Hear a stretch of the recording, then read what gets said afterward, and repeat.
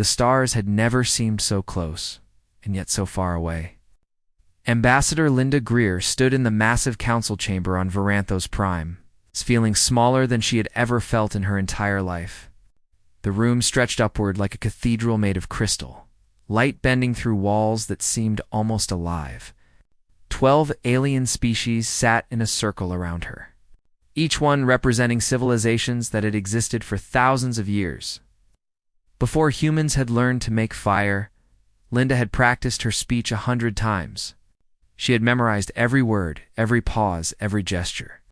This was the moment humanity had been waiting for since they first looked up at the night sky and wondered if they were alone. They were not alone. And now, in the year 2347, they were finally going to join the galactic community. Honored members of the Galactic Council, Linda began, her voice steady despite her racing heart. I stand before you as a representative of Earth and all of humanity. We come seeking friendship, cooperation, and a place among the stars. High Chancellor Xevros of the Valari floated at the center of the council. His species existed as beings of pure light, communicating through colors that shifted like emotions made visible. Right now, his light was a cold blue that made Linda uncomfortable. We have watched your species, Xevros said, his voice somehow both gentle and terrible. For 300 of your years, we have observed humanity. Linda nodded. Then you have seen our progress. You have seen us unite as a planet. You have seen us reach beyond our world and spread to our moon, to Mars, to the outer planets. We have seen much more than that, rumbled General Thrumvac of the Korthax. He was a massive reptilian creature, his scales black as space itself. His people had once been the greatest warriors in the galaxy, though those days were long past. We have seen your wars, your genocides, your endless capacity for cruelty toward your own kind. Those days are behind us, Linda said quickly. We have changed. We have grown. A shimmering cloud of particles moved closer. This was Ephemeral Voice, representative of the Mindori, a species that existed as pure thought given form. When it spoke, the words appeared directly in Linda's mind. You unified only when your planet began to die, Ephemeral Voice projected. Only when you faced extinction did you stop killing each other. This does not suggest true change. This suggests only fear. Linda felt the ground shifting beneath her, felt her careful arguments crumbling. Every species must start somewhere. Every civilization has a dark past. We are asking for a chance to prove ourselves. Gevros pulsed a deep red, the color of rejection and dismissal. The vote has already been taken, Ambassador. 11-1 against admission. Humanity is hereby banned from galactic space. The words hit Linda like a physical blow. She stumbled backward, unable to believe what she was hearing. You voted before we even spoke. Before we had a chance to make our case? Your actions spoke for you, Thrumvac said. Words are easy. Your history tells us everything we need to know. You will return to your solar system, as Evros continued. You will remain within your boundaries. Any human vessel found beyond the designated limits will be destroyed. This decision is final. Linda wanted to scream. She wanted to cry. She wanted to make them understand that humanity was more than its worst moments. But she could see in their eyes, in their lights, in their thoughts that they had already made up their minds. To them, humans were nothing more than dangerous animals that needed to be contained. This is not justice, Linda said quietly. This is fear. Perhaps, Ephemeral Voice admitted. But fear of your species seems well justified. The journey back to Earth took 3 weeks. 3 weeks of silence, of staring at the stars, of wondering how she would tell 8 billion people that they had been rejected by the universe itself. When she arrived, the news spread faster than she could have imagined. Within hours, every person on Earth knew that humanity had been found unworthy. Protests erupted in every major city. Some people wept. Others raged. Many simply fell into a deep despair that seemed to have no bottom. But in a small office in Houston, an old man read the report with different eyes. Admiral Danny Kowalski was 73 years old. He had spent his entire life in the United Earth Navy, fighting pirates, protecting colonies, keeping the peace. He understood something that the politicians and the diplomats did not. Rejection was not the end of the story. He made some calls. He gathered the people he trusted most. Within a week, they were sitting around a table in a secure facility, looking at holographic star charts that showed the boundaries of human space like the walls of a prison. "They think we're finished," Danny said, looking at each face around the table. "They think we'll go back to our little corner of the galaxy and stay there like good little primitives." Captain Maria Santos leaned forward. She was 52 years old, commander of Earth's fastest warship, and she had a fire in her eyes that matched Danny's own. "What are you suggesting, Admiral?" "I'm suggesting we prove them wrong." Danny zoomed in on the star chart, showing the vast territories controlled by the Council species. "They rejected us because they think we're violent and unpredictable. They think that makes us weak. But what if we turned those traits into strengths?" Colonel Pete Harrison, head of Special Operations, stroked his chin thoughtfully. "You're talking about building a military force, one strong enough to make them reconsider?" "I'm talking about more than that," Danny said. "I'm talking about becoming so advanced, so powerful, so indispensable that they have no choice but to invite us back. Not as beggars asking for scraps, as equals, maybe even as leaders." Dr. Carol Webb, the chief xenologist, shook her head slowly. "That could take decades, centuries even. The Council species have thousands of years of advancement on us." "Then we'd better get started."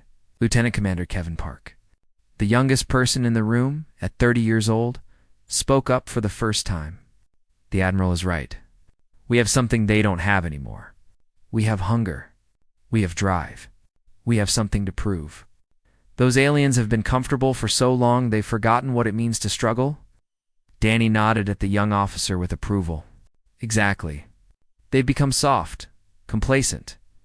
They think their technology and their numbers make them invincible. But we've been fighting our entire existence. Every step of human progress has been a battle against nature, against ourselves, against the odds. We don't know how to give up." Maria stood up, her decision made. "What do you need from us?" "Everything," Danny said simply. "I need every ship, every scientist, every soldier, every resource we have. I need humanity to come together like never before. Not because we want war, but because we need to be ready when they realize they need us. And if they never do?" Carol asked. Danny smiled, but there was no warmth in it. "They will.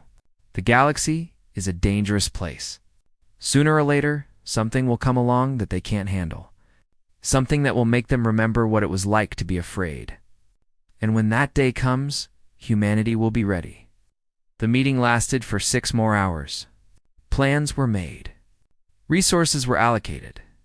A new chapter in human history began in that small room, witnessed only by a handful of people who understood what was at stake. Outside, the stars continued to shine, indifferent to the ambitions of any species.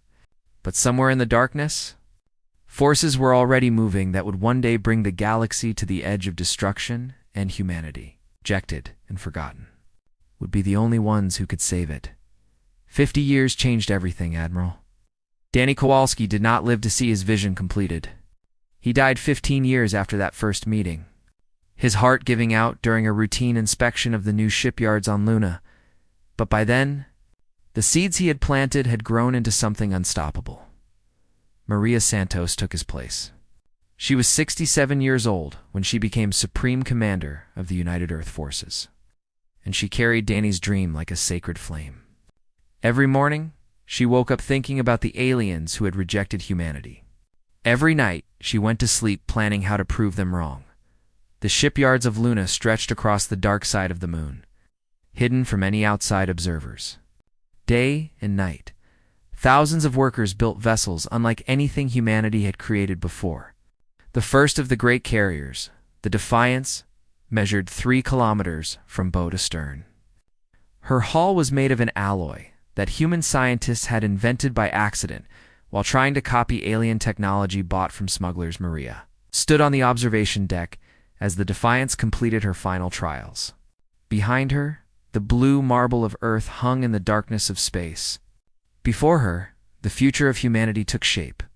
"She's beautiful," said Admiral Kevin Park, now 63 years old and commander of all tactical operations. His hair had gone gray, and lines of worry creased his face, but his mind remained as sharp as ever. "She's a weapon," Maria corrected. "The most powerful weapon ever built, and she's just the beginning." 3 more carriers followed: resilience, perseverance, and endurance. Each one was slightly better than the last, as human engineers learned and improved with every design. Around them grew a fleet of cruisers, destroyers, and fighters, until the total number of combat vessels exceeded 800. But ships were nothing without people to crew them. General Pete Harrison had retired from active duty 10 years earlier, but his influence lived.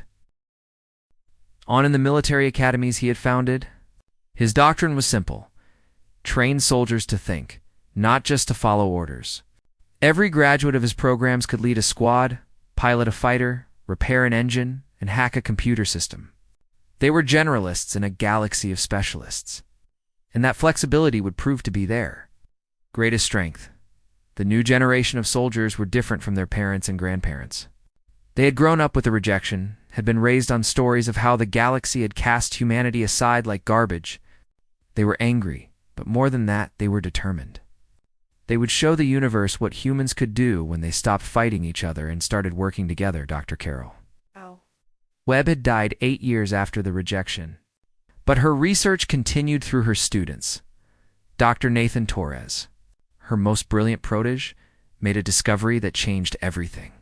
At 45 years old, hunched over a desk, covered in equations that would have made no sense to anyone else, he cracked the secret of faster-than-light communication.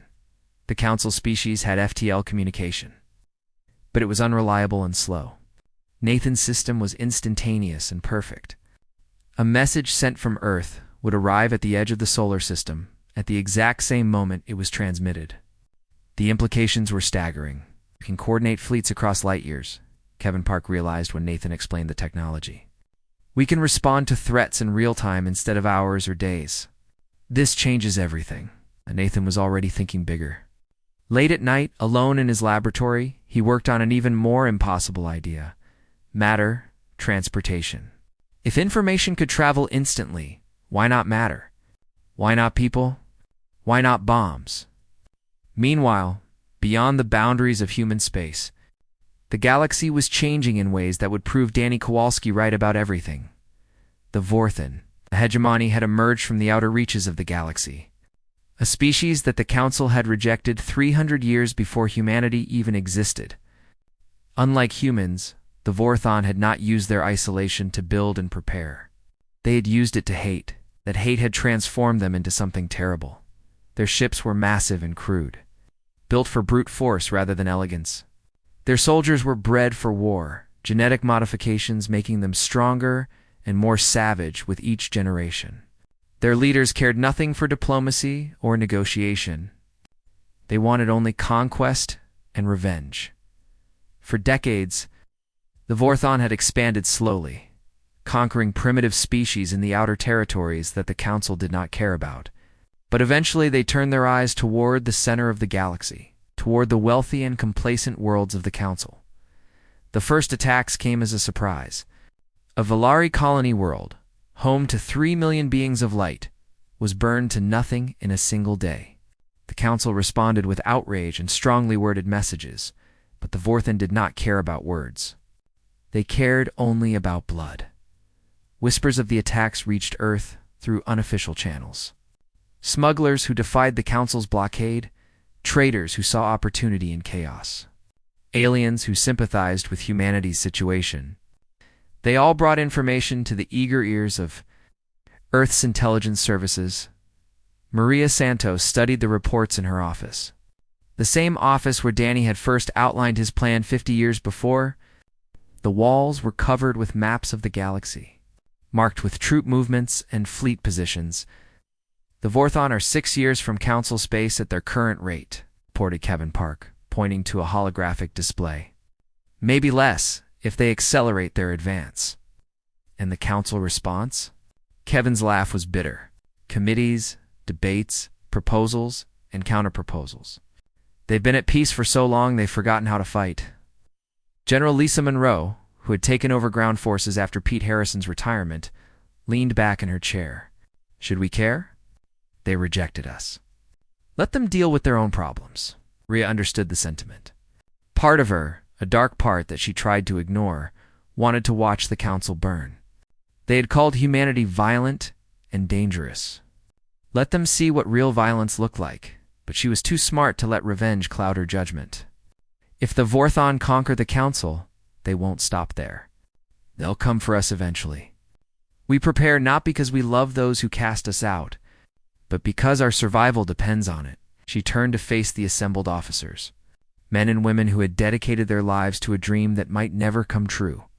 The council will fall without help, and when they are desperate enough, when they have exhausted every other option, they will come to us. They will beg us to save them from their own arrogance. And what will we say? Lisa asked. Maria smiled, and for a moment, she looked like the young captain who had sat in that first meeting with Danny Kowalski.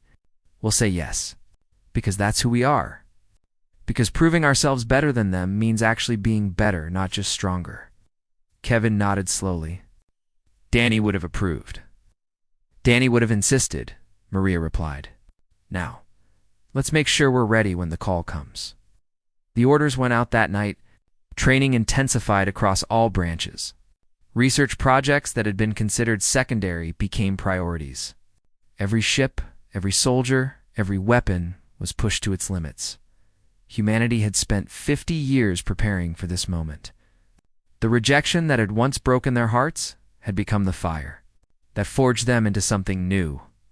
They were ready for war. They were ready for redemption. They were ready to show the galaxy what humanity could truly become. The Vorthon moved faster than anyone had predicted. Their war machine had been growing in secret for centuries, hidden in the dark spaces between stars where the Council never bothered to look. When they finally attacked in full force, the galaxy trembled. The Korthak's homeworld fell first. These proud reptilian warriors had once been the most feared fighters in known space, but 10,000 years of peace had made them soft. Their military had become ceremonial, their weapons more decorative than functional. When the Vorthon fleet appeared in their sky, they discovered too late that tradition could not stop plasma fire.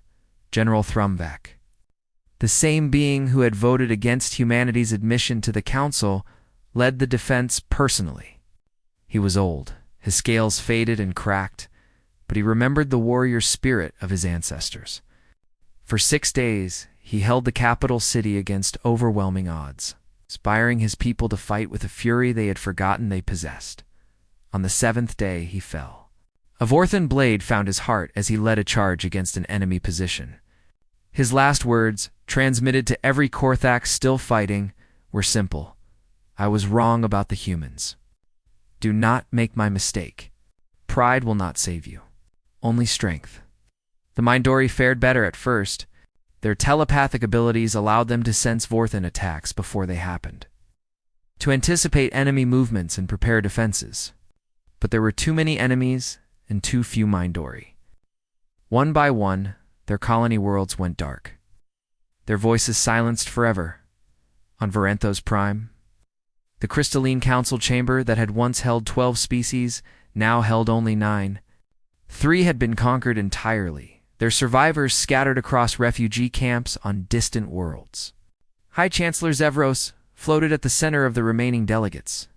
His light a shade of blue, so dark it was almost black. We must sue for peace, said the Fenari delegate. An insect-like creature whose wings trembled with barely contained terror. The Vorthon will accept tribute. We can give them resources, technology, whatever they want. Anything is better than extinction. You are a fool, ephemeral voice projected, the Mindori's thoughts sharp with anger. The Vorthon do not want tribute.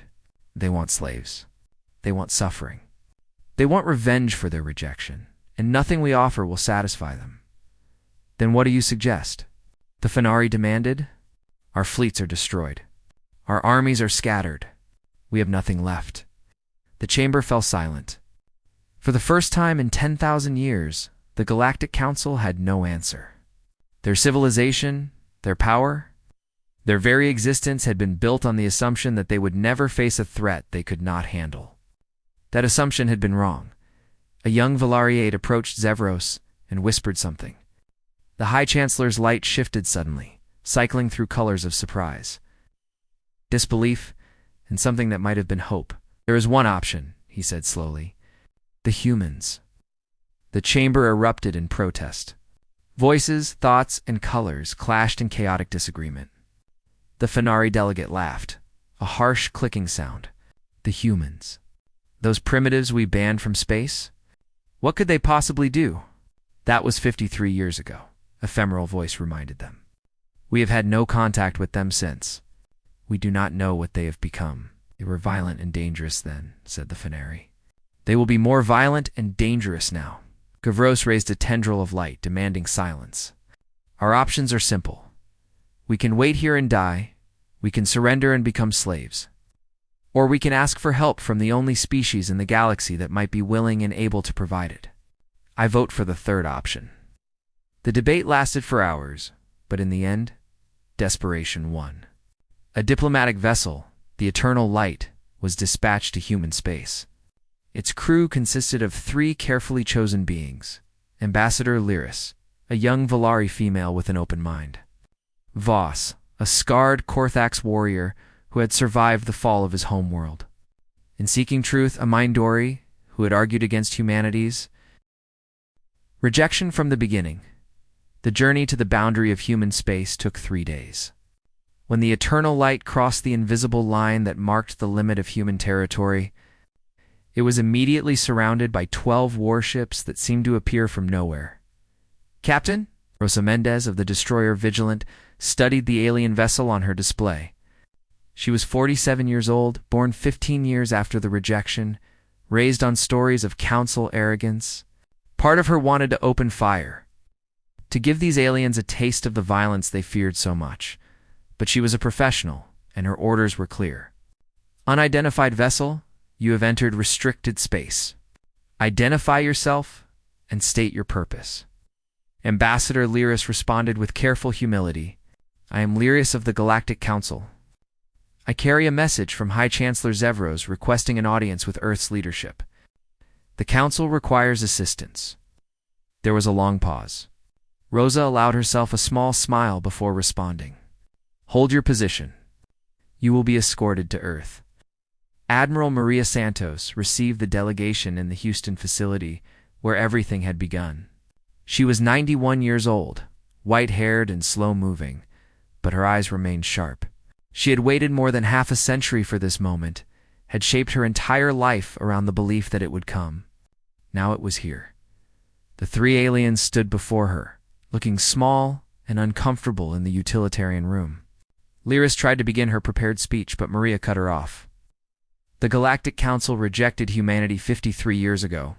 We were called violent, unpredictable, unworthy of joining your civilization. Now you come asking for our help." Maria leaned forward, her voice hard. "Why should we give it?"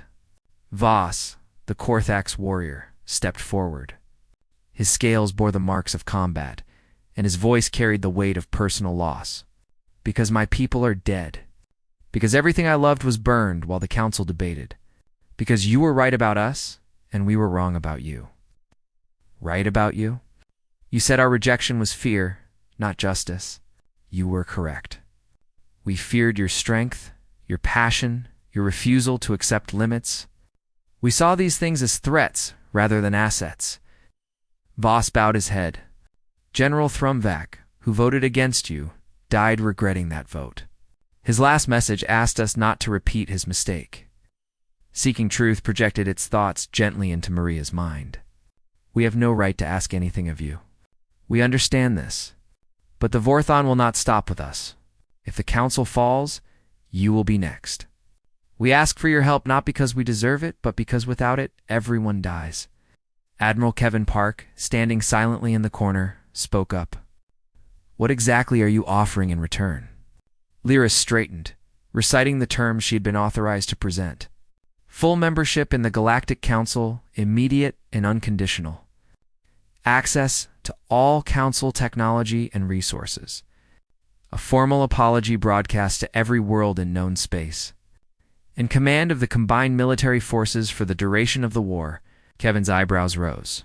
You're offering us command of your military? Your people remember how to fight. We do not. Lyris's light dimmed with shame. We are asking you to save us from ourselves. Maria stood slowly, her joints aching with age, and walked to the window. Outside, military transports crossed the sky in endless streams. She thought of Danny Kowalski, of all the people who had dedicated their lives to this moment, of the children who had grown up in the shadow of rejection. 53 years ago, your council told us we were not worthy. Do you know what we did with that rejection? She turned back to face the delegation. We took everything you said about us, every insult, every dismissal, and we used it as fuel. We built the most powerful military force this galaxy has ever seen. Not because we wanted to conquer anyone, but because we knew, someday, someone would need us. She returned to her seat, meeting Lyris's eyes directly. We accept your offer. Not because we need your approval anymore, but because letting billions die to satisfy our pride would make us exactly what you accused us of being. She turned to Kevin. We're going to war. Kevin smiled, a cold expression that promised terrible things for the Vorthan. With pleasure. As the council delegation was escorted to quarters, Maria remained in her office, staring at the star chart that showed the expanding boundaries of Vorthan conquest. 53 years of preparation, 53 years of waiting. The wait was over. Humanity was finally going to show the galaxy what it could do. The human fleet. Launched 6 weeks after the council delegation arrived on Earth. 847 warships jumped into Vorthan-occupied space at exactly the same moment, striking 17 different targets simultaneously. It was the largest coordinated military operation in the history of the galaxy.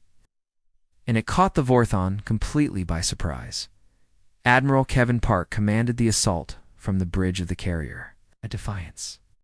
At 79 years old, he had expected to spend his final years behind a desk, reviewing reports and attending meetings. Instead, he found himself leading humanity into its first galactic war. The Defiance was a city in space, home to 6,000 crew members and 400 fighter craft. Her hull stretched 3 kilometers long, bristling with weapons that human scientists had spent 50 years perfecting. Around her, cruisers and destroyers moved in perfect formation, each one crewed by men and women who had trained their entire lives for this moment. All squadrons report ready. Admiral, said Captain Rick Novak, his flag captain. Kevin studied the tactical display, watching as Vorthan ships scrambled to respond to attacks they had never anticipated. The enemy had grown used to facing enemies who fought by predictable rules, who attacked in straight lines and retreated when outnumbered. Humans did not fight that way. All ships engage, Kevin ordered. Show them what we can do. The battle for Corinth Station lasted 12 hours. The station was a major Vorthan supply depot, and losing it would cripple their advance for months. The enemy defended it with everything they had, 40 warships and 2 massive dreadnoughts that dwarfed anything in the human fleet. Commander, Derek Oates, led the first fighter wave. He was 32 years old, a pilot since he could walk, and he had practiced this moment in simulators thousands of times. But nothing could truly prepare a person for their first real combat. Alpha Squadron, follow me in, he called over the com. We're going to knife fight that dreadnought. Knife fighting was a tactic that human pilots had invented during training. It meant flying so close to an enemy ship that their weapons couldn't track you, using their own bulk as cover while you tore them apart from the inside. It was insane, suicidal, and absolutely effective. Derek's squadron dove toward the first dreadnought. 12 small fighters against a vessel 10,000 times their mass. Vorthan gunners tried to track them, but the humans moved too fast, jinked too unpredictably. They reached the hull and spread out, targeting engine exhausts, sensor clusters, and weapon mounts. 4 minutes later, the dreadnought's engine section exploded. The massive ship began to drift, helpless, as human fighters moved on to their next target. On the ground, the story was the same. General Lisa Monroe commanded the liberation of Seraph, a Mindori colony world that had been under Vorthan occupation for 3 months. The enemy had built fortifications that should have taken weeks to breach. Lisa's forces took them in 2 days. Sergeant Amy Colton became a legend during that battle. Her unit was pinned down by Vorthan armor, heavy vehicles that could withstand anything her soldiers carried. Rather than retreat, Amy charged forward, dodging fire through sheer luck and determination, and reached a disabled enemy vehicle.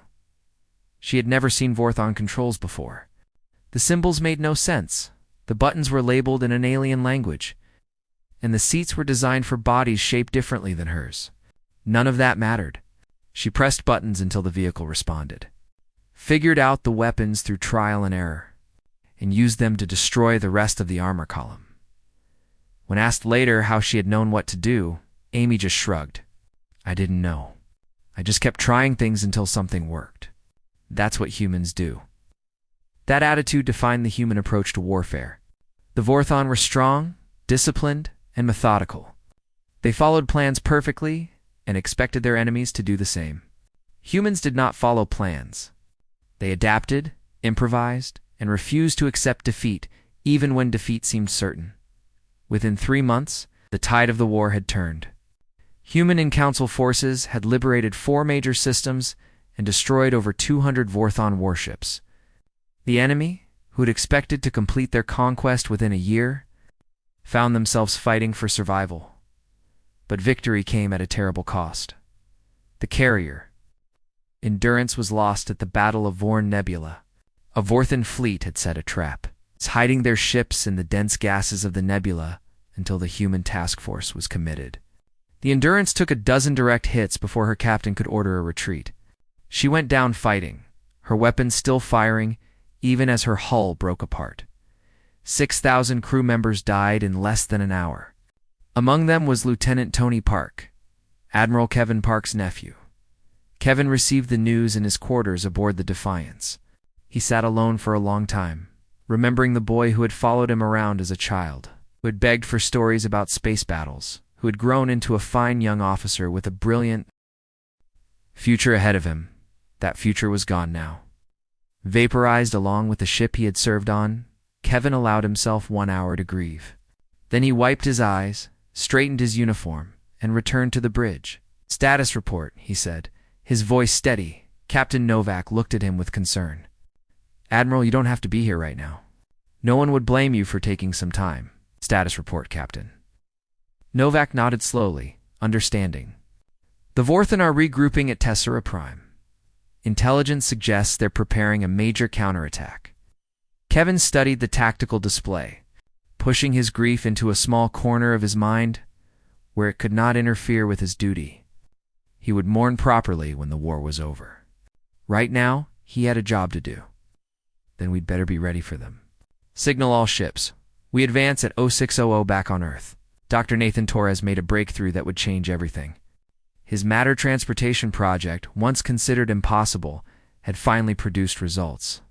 A small device, no larger than a briefcase, had been successfully teleported across his laboratory and through a standard defensive shield.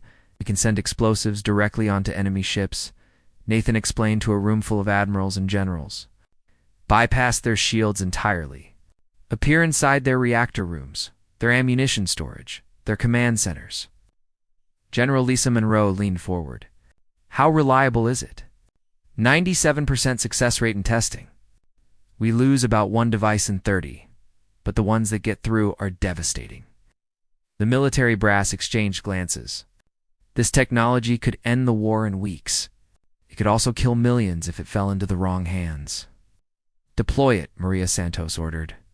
She was watching the briefing via video link from her hospital bed, her body failing even as her mind remained sharp. "Every ship gets equipped. Every ground unit gets access. We end this war before it can drag on any longer. Well, within 2 months.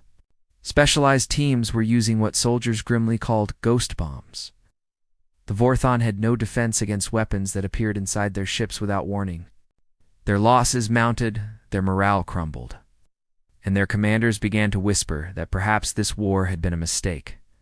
The humans heard those whispers and smiled. The end was coming. Everyone could feel it. The only question was how many more would die before it arrived. The final battle for the galaxy took place above Varanthos Prime, the homeworld of the Galactic Council. The Vorthon had committed everything to this attack, their entire remaining fleet. Over 1,500 warships screaming toward the planet that represented everything they hated if they could destroy the Council's capital. They believed the alliance would collapse. The humans would lose their will to fight. The conquered species would accept Vorthon rule. Victory would finally be theirs. They were wrong. Admiral Kevin Park had anticipated this attack for months. The human fleet, along with rebuilt Council forces, waited in careful formation around Varanthos Prime, 3,000 ships against 1,500. Odds that should have guaranteed victory. But the Vorthon had one final surprise. Their flagship, a massive vessel called the Conqueror, carried a weapon that had never been seen before. It was a planet killer, capable of cracking a world like an egg. If it reached firing range, billions would die in an instant. Kevin studied the tactical display as the Vorthon fleet approached. The Conqueror was at the center of their formation, protected by layer upon layer of warships. Every scanner on his ship was tracking the massive vessel, calculating its trajectory and weapons range. All ships focus fire on the Conqueror, Kevin ordered. Nothing else matters. We cannot let that ship reach the planet. The battle that followed was the most intense in galactic history. Ships died by the dozens on both sides, lighting up the darkness of space with explosions that could be seen from the surface below. Human fighters dove through formations of enemy vessels, taking risks that would have seemed insane to any other species. Council ships followed their example, their crews inspired by human courage to fight with a fury they had forgotten they possessed. But the Conqueror kept coming. Smaller ships threw themselves in front of attacks meant for her, dying so that she could advance another few thousand kilometers. Her shields absorbed punishment that would have destroyed any other vessel 10 times over. The planet killer drew closer with every passing minute. Captain Rosa Mendez watched the battle from the bridge of the Vigilant. Her ship was crippled, engines failing, weapons nearly depleted. They had taken 3 direct hits during the first hour of fighting, and only emergency repairs had kept them in the battle at all. She made a decision. All hands. Abandon ship, she announced over the intercom. This is not a suggestion. Everyone off except bridge crew volunteers. Her first officer, Commander Sam Wright, looked at her with understanding. He was 43 years old, married with 2 children, and he knew exactly what she was planning. I'm staying. Sam, you have a family, so do you, and so does everyone on that planet down there. Took his position at the navigation console. I'm staying. Others stepped forward. Lieutenant Julia Grant, the weapons officer. Ensign Marco Rivera, the communications specialist. 8 more, young and old, men and women, all choosing to remain. Rosa looked at each of them, memorizing their faces. You understand what we're doing? We understand, Julia said. Let's finish this. The escape pods launched, carrying the rest of the crew to safety. The Vigilant, now crewed by only 12 people, turned toward the Conqueror. Rosa opened a channel to Admiral Park. Sir, it's been an honor. Kevin's voice came back, heavy with emotion. Rosa, what are you doing? Winning the war? Admiral Rosa smiled, feeling an unexpected peace settle over her. Tell them we did it for everyone, even the ones who didn't believe in us. The Vigilant's engines screamed as Rosa pushed them beyond their limits. The ship accelerated faster than it had ever moved before, faster than its designers had ever intended. Warning lights flashed across every console, ignored by a crew that knew they would not need their ship for much longer. The Conqueror grew larger on the view screen, filling it entirely. Rosa could see individual weapons ports, individual hull plates. She could see Vorthon crew members behind observation windows, their alien faces turning toward her with growing horror at the last moment. Rosa closed her eyes and thought of her daughter, safe on Earth, living in a galaxy that would be free because of what her mother had done. The Vigilant struck the Conqueror at nearly the speed of light. The explosion was visible from the surface of Varanthos Prime. Two ships, one massive and one small, vanished in a blast of light that outshone the local sun. The shockwave destroyed a dozen nearby Vorthan vessels and scattered their formation into chaos. Without their flagship, the Vorthan fleet lost coordination. Orders conflicted, commanders argued, ships began to retreat without authorization. The human and council forces pressed their advantage ruthlessly. Within 3 hours, the remaining Vorthan ships had surrendered or been destroyed. The war was over. 1 month later, a ceremony was held in the great crystalline chamber of Varanthos Prime. Admiral Kevin Park stood where Ambassador Linda Greer had stood 72 years before. He was old now, using a cane, his body worn by decades of service. But he stood straight. His voice did not waver. High Chancellor Xevros floated before the assembled representatives of 30 species. Many who had been conquered had been liberated and welcomed into a reformed council. The chamber that had once held 12 now held 30, with room for more. 72 years ago, this council made a terrible error, Xevros said, his light a soft gold of gratitude. We judged humanity by their past, not their potential. We feared their fire, not understanding that fire can forge as well as burn. Today, we correct that error. He turned to Kevin. Admiral Park, on behalf of the Galactic Council, I extend to humanity full membership. Not as newcomers seeking approval, but as equals. More than equals. As the species that saved us all, Kevin stepped forward. He thought of Danny Kowalski, who had started everything. Of Maria Santos, who had died 3 months earlier, just long enough to know that victory was certain. Of Rosa Mendez and her crew, who had given everything so that others could live. We didn't do this for recognition, Kevin said. We did it because it was right. Because when someone needs help, you help them. Because rejecting people who are willing to fight for something better is always wrong. He looked around the chamber at the assembled aliens. Beings who had once dismissed his species as unworthy of the stars, humanity accepts your invitation. Not because we need your approval anymore, but because we've learned that the galaxy is stronger together. We've learned that our greatest strength isn't our ships or our weapons. It's our refusal to give up. It's our ability to look at the impossible and say, let's try anyway. The chamber filled with applause and its equivalents.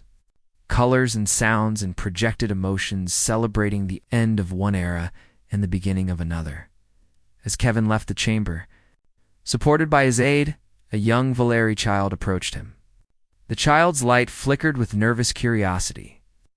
Are humans really as fierce as they say? The child asked. Kevin smiled and lowered himself to the child's level. We are, but we're also kind and loyal and stubborn beyond reason. We're everything the universe told us we couldn't be, because we decided to be it anyway. He stood again, joints protesting, and looked up at the stars visible through the chamber's transparent ceiling. The same stars that humanity had gazed upon since the beginning of their existence. The same stars they had been told they could never touch. That's what it means to be human. A century later, the Galactic Council had transformed beyond recognition. A human woman named Grace Porter served as High Chancellor, the first of her species to hold that position. The Council had grown to include 50 species, many of whom had been rejected in the past, just as humanity had been. On the memorial wall of the chamber, alongside heroes from 100 worlds, 12 names stood apart. The crew of the Vigilant, who had given their lives to save everyone, Captain Rosa Mendez, Commander Sam Wright, Lieutenant Julia Grant, and 9 others who had chosen to stay when they could have left. Below their names, an inscription appeared in every language known to the galaxy. They were rejected. They returned anyway. They saved us all. The story of humanity's journey became more than history. It became a lesson taught in schools across known space, a reminder to every species that strength comes in many forms, and that those who seem weakest are sometimes the strongest of all. Never underestimate those who refuse to give up. Never reject those who might one day save you, and never forget that the greatest power in the universe is the simple, stubborn refusal to accept that anything is impossible. That was the human legacy. That was their gift to the stars, and it would endure forever.